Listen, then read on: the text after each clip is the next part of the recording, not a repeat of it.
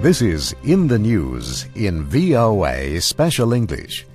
Local governments in the United States have always had a constitutional right to seize private property with fair payment. This right is called eminent domain.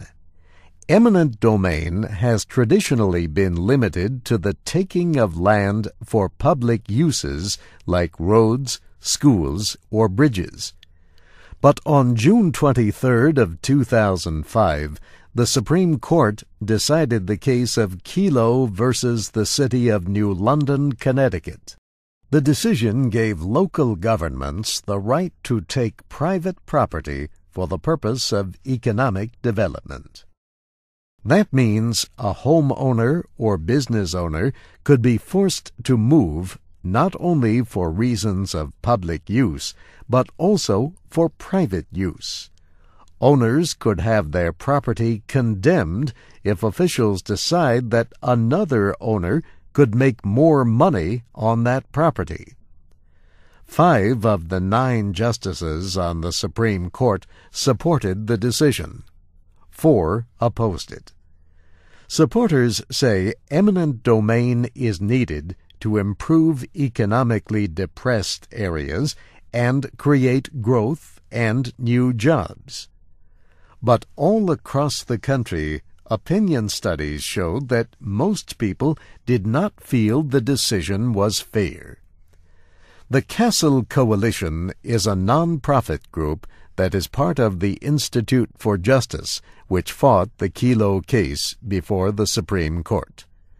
The coalition says the threatened use of eminent domain for private development has greatly increased over the past year.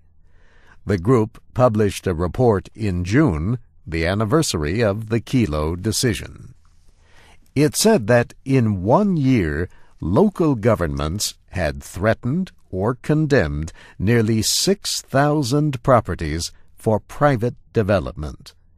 That, it said, was equal to more than half the number for the 5-year period between 1998 and 2002. But while the number of threats increased sharply, officials rarely had to act on their threats. The report said local officials took steps to condemn 354 properties for private use in the year following the Kelo decision. The coalition says owners largely choose not to fight what they believe will be a hopeless battle.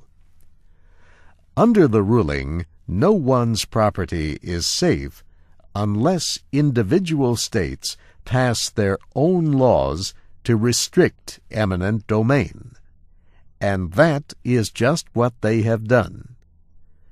The Castle Coalition reported last month that 34 of the 50 states have passed laws that aim to restrict eminent domain. That includes 9 states where voters passed ballot measures in the November 7th elections. Some state laws do more to protect the rights of property owners than others. Lisa Knepper of the Institute for Justice says it is still too soon to tell the effects of these new laws. But efforts are also being made to pass federal legislation to protect all property owners from eminent domain for private development.